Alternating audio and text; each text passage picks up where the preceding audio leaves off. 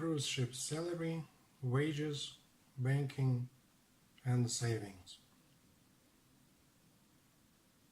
Each crew member has an employment contract that specifies their salary, but how do you really get paid when you work on board a cruise ship? What are the taxes and deductions for cruise ship crew? How do you get your salary from the ship to your bank account, and is it possible to save money while working on a cruise ship? Here are some answers. Cruise ship employee contract and agreements. Each crew member must sign an employment agreement or an employment contract before starting each contract. They may do this before they leave home or once on board the ship. The contract lists the crew member's position, the length of the employment agreement, and how much they will be paid. The employee's employment contract also states the expected hours that will be worked. For example, an employment agreement may state that you can expect to work on average of 11 hours per day, 7 days per week.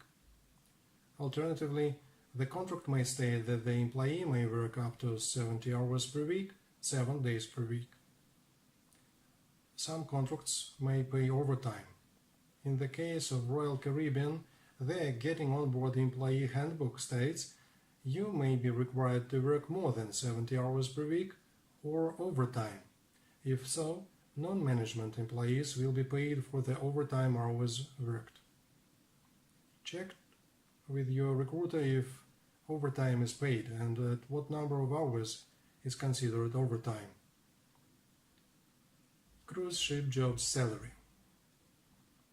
Not all employees that work in the same department and in the same position make the same salary.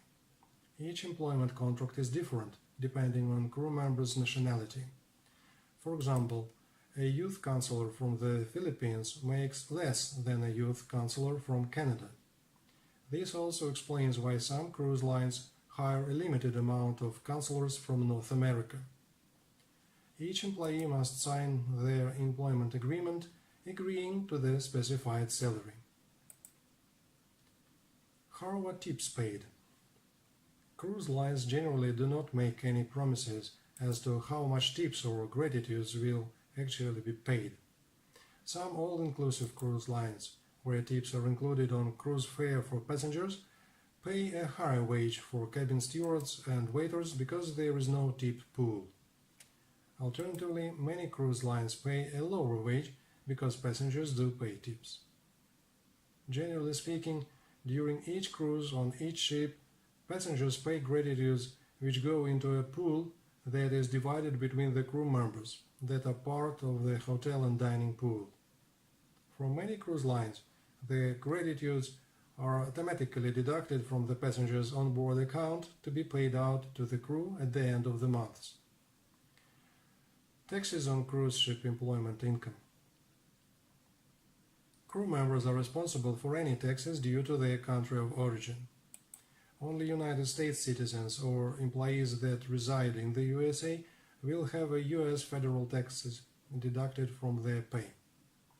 Depending on your employment contract and the country where you are a citizen, will determine how you are paid on board also. Some countries do not require their citizens to pay taxes on employment income if they are a seafarer.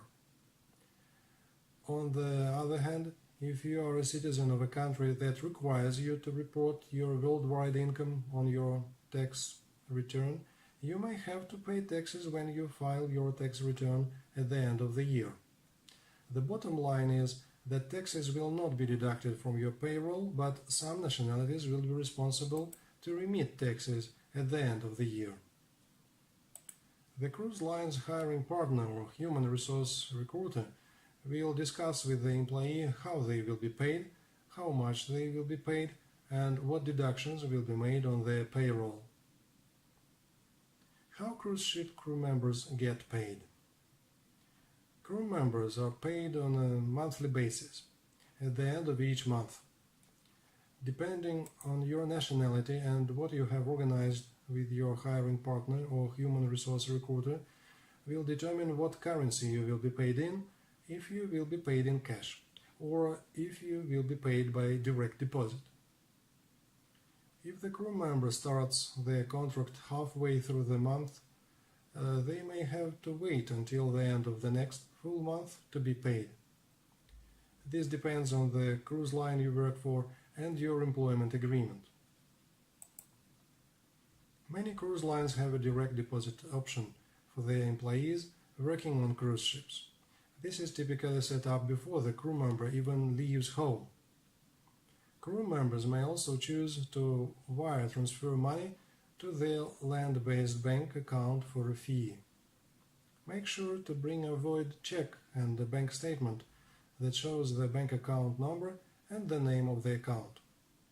Alternatively, crew members can obtain a crew safety deposit box on board some cruise ships to keep their money secure. Be aware of how much cash you want to travel with on your way home. Most countries make you declare how much currency you have in your possession.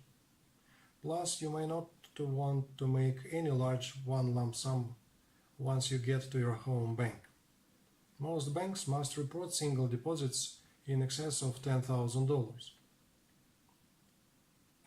The crew office. The crew office on a cruise ship is managed by the crew purser or crew administrator. This office looks after the crew payroll, including the payment of gratuities. They also collect crew expenses, like bar bills, at the end of each month. While working on board, the crew office is your link to head office, and all correspondence about payroll issues need to be sent through the crew office. How to save money working on a cruise ship? The best way to save money is not have the cash on board. By either direct deposit or wiring your money home, having no access to the cash virtually eliminates the temptation to spend it. You have very few expenses working on board, since your normal monthly expenses, like rent, food, etc., are covered or inexpensive. If you want to end your contract with a large amount of savings, you'll need to learn to resist shopping in the ports and in the shops on board.